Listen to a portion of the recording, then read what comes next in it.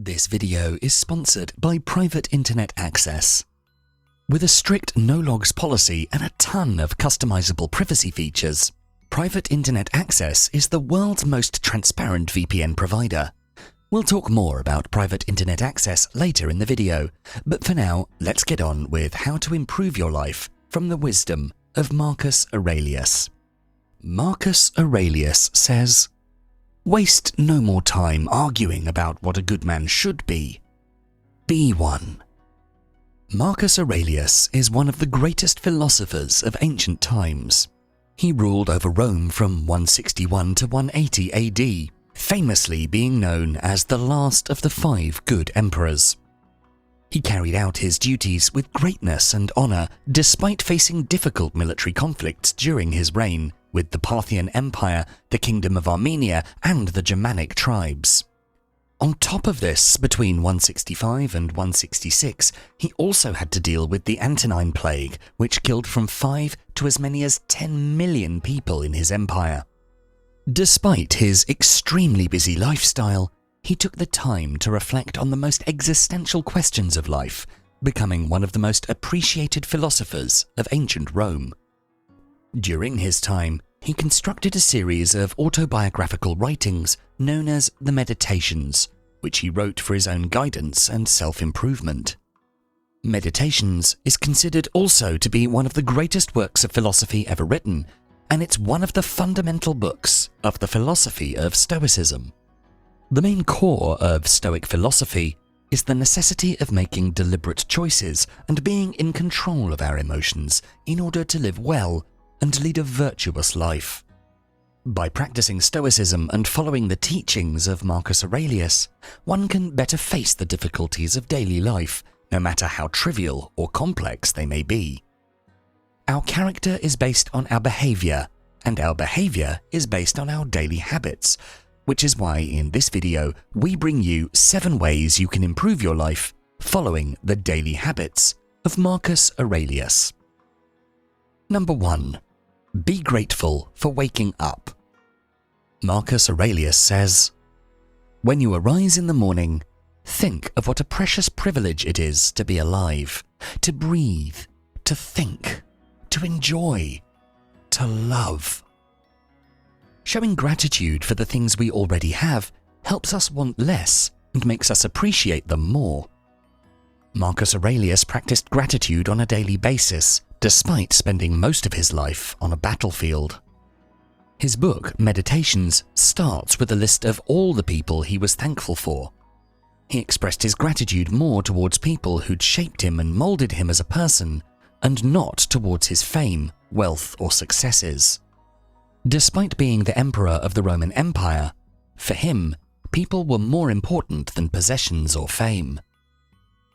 Marcus Aurelius considered that we only need 3 things in life: certainty of judgment in the present moment, action for the common good in the present moment, and an attitude of gratitude in the present moment for anything that comes your way. Therefore, an attitude of gratitude is essential to living a balanced life. We in the modern world spend way too much of our time focusing on our problems in pursuit of our materialistic desires and don't realize how showing appreciation can transform a person's life. A life devoid of gratitude is frequently unhappy and unfulfilling. On the other hand, the benefits of practicing gratitude are nearly endless. People who regularly practice gratitude by taking time to notice and reflect upon the things they're thankful for experience more positive emotions, feel more alive, sleep better, and express more compassion and kindness. If the first thing you do after waking up is say thank you for everything and everyone you have, you'll discover that you're genuinely happier with where you are and what you already have in life. And this realization will help you approach your day and people with ease. You can start this practice by writing down 3 to 5 things you're thankful for every day. Even if you lose everything, your job, your house, your spouse, you can still find reasons to be grateful. Hopefully you still have your health, or you have expert professional skills. Perhaps you have close friends or family members who care about you. Or perhaps you can simply be grateful for the fact that you're still alive and you can see the sun shining for another day. Also remember, no situation is permanent, no matter how tragic. This too shall pass, is what Aurelius says. And when it does pass, we can simply be grateful that it wasn't worse than it was. Number 2. Make time for journaling. In the words of Marcus Aurelius, the recognition that I needed to train and discipline my character, not to be sidetracked by my interest in rhetoric, not to write treatises on abstract questions or deliver moralizing little sermons or compose imaginary descriptions of the simple life or the man who lives only for others, to steer clear of oratory, poetry and belles lettres, not to dress up just to stroll around the house or things like that, to write straightforwardly. At dawn, Marcus Aurelius would spend a few minutes with a blank page, writing down his thoughts, clearing his mind, reminding himself of what was truly important. Through journaling, he would spend his morning capturing his thoughts and emotions, whether at war or at peace.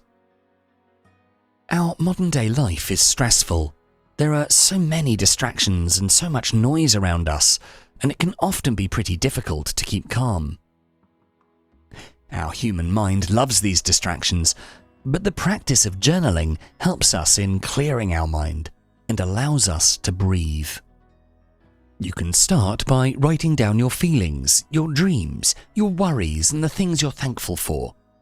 Doing this will help you see yourself from a better perspective. You can write about your ambitions, your goals, and all the roadblocks that come along the way. This way, you'll know exactly how to proceed and how to deal with those obstacles. You can also write about what you've achieved so far.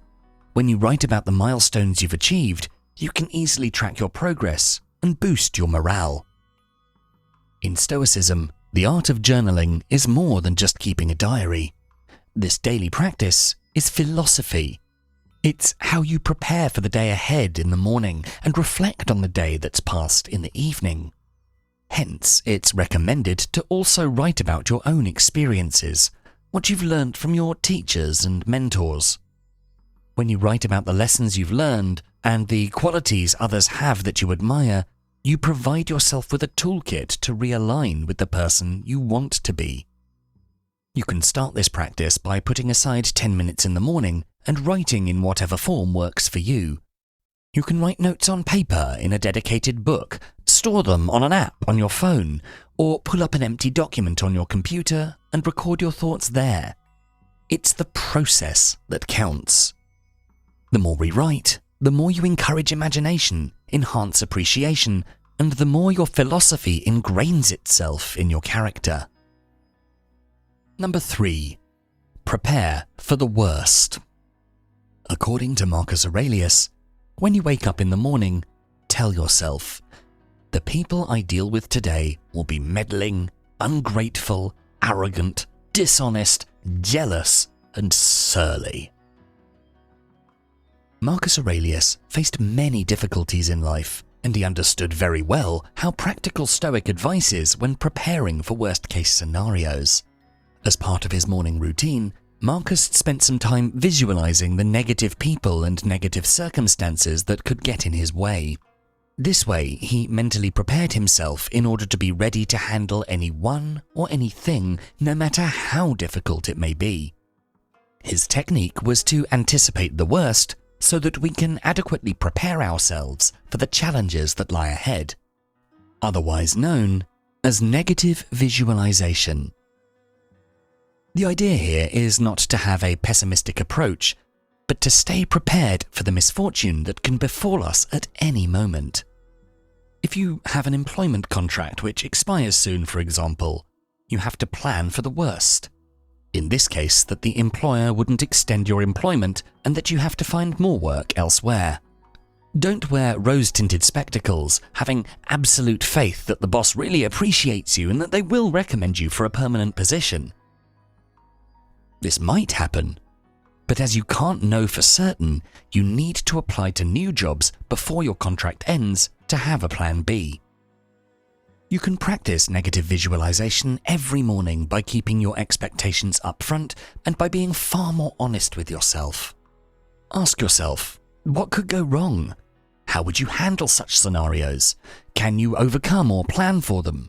When you prepare for the worst in the morning, you're in a better place to deal with disaster should it arise during the day. With negative visualization and preparing oneself for the worst-case scenarios before they happen, you can reduce both fear and anxiety of the unknown. Number 4.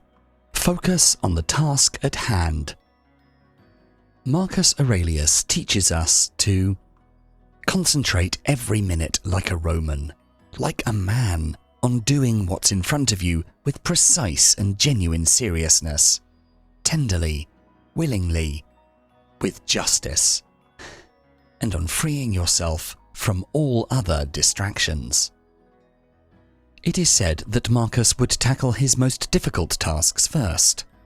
He didn't procrastinate nor neglect hard work or avoid his more unpleasant duties.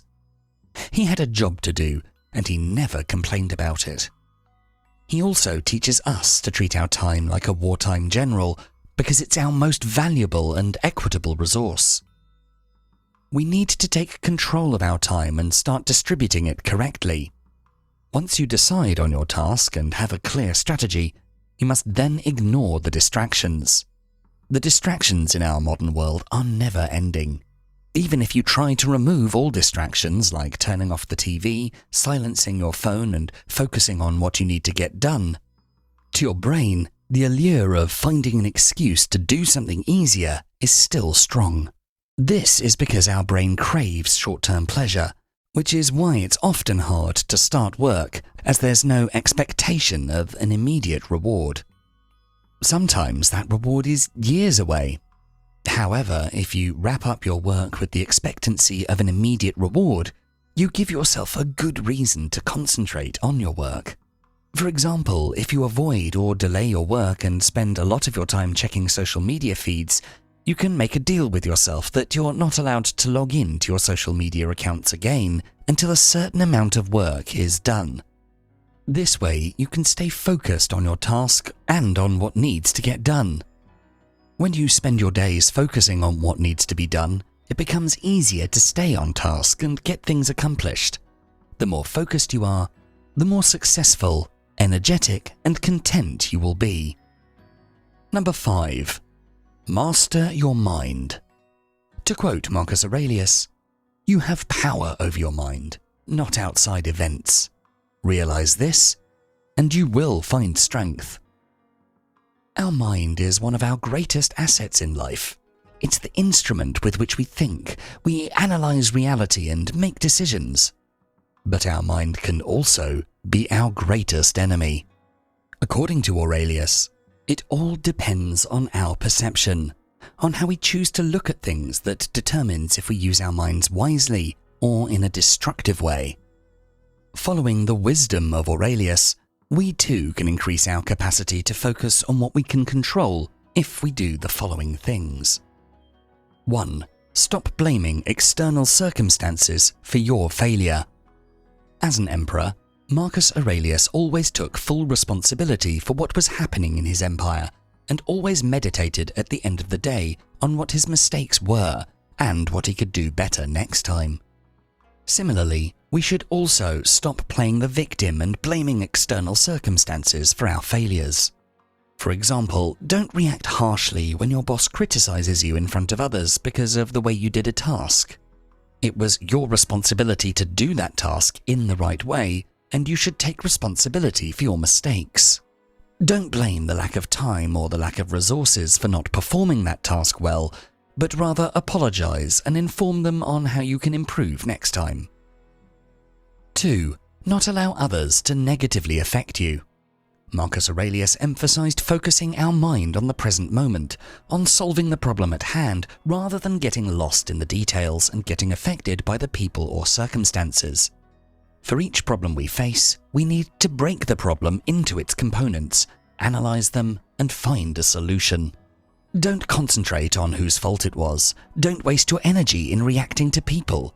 Your capacity to control others or circumstances is limited. For example, if someone close to you upsets you, admit that this is a thing you don't have control over. You can try to figure out if there was something you did that triggered this reaction. If there wasn't, just acknowledge the fact and make peace with it. There's nothing you can do about it. And finally, 3. Take control over how you perceive reality. Marcus Aurelius firmly believed that our soul takes the colour of our thoughts, and we should guard those thoughts strongly. Thus, if your thoughts are pure, the happier you'll be and the more courageous you'll feel in tackling the problems that appear. Your peace of mind depends on how you control how your mind sees things. If you suffered a spinal injury that results in you needing a wheelchair, for example, in Aurelius's view, the best approach for your mental health is to stop complaining about how unfortunate you are and rather focus on the positives. Perhaps you can now be a role model for other people. You could participate in sports and prove that there's nothing that can stop you. Or perhaps you might focus on a hobby that you'd never have considered before, like painting, music, or writing. Obstacles and hardships present themselves each day. They are indeed a part of life. There'll be moments of turbulence in all our lives, and many of them will be unexpected, happening at the most inopportune times. These moments can strengthen or weaken us, and that all depends on how we respond to it. We may complain about obstacles, call them unfair, never face them, and stay negative. Or we can choose to train ourselves to see it as an opportunity to grow and develop virtues.